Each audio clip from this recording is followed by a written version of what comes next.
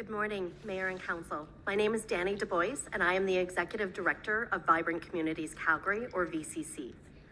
VCC is a civic partner working to reduce poverty in Calgary by addressing its root causes through systems change and through stewardship and community-based implementation of Enough for All, Calgary's poverty reduction strategy.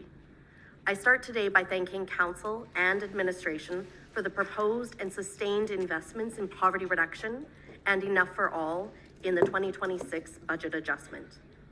Before speaking to specific budget items, I want to ground us in what this work means for real people in our city.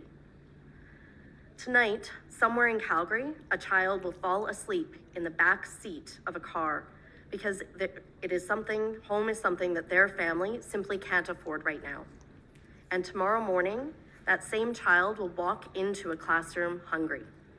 The meal that they receive at school may be the only one that they get that day. In another neighborhood, a father who recently lost his job quietly skips his own dinner so that his child can eat, doing everything he can to shield them from the hardship that their family is facing. These aren't distant stories. These are stories of Calgarians who are depending on their council. And as we prepare to welcome our 2 millionth Calgarian over the next few years, a milestone that should inspire pride and optimism, it is on all of us to ensure that every person has the support that they need, not only to get by, but to thrive, contribute, and participate fully in the city we're building together. That support must also be grounded in evidence. VCC's work is rooted in research and evidence-based policy recommendations so that policymakers like yourself can make economically sound decisions. Over the past year, VCC has engaged thousands of Calgarians, and what they told us was clear. Housing affordability, low barrier access to social services, and investments in affordable public transit were all top priorities across all 14 wards in the city. Over the past 2 years, successes like the 850% growth in non-market development permits and leading the country in the number of housing starts illustrates the impacts of good policy and strategy on housing access and affordability.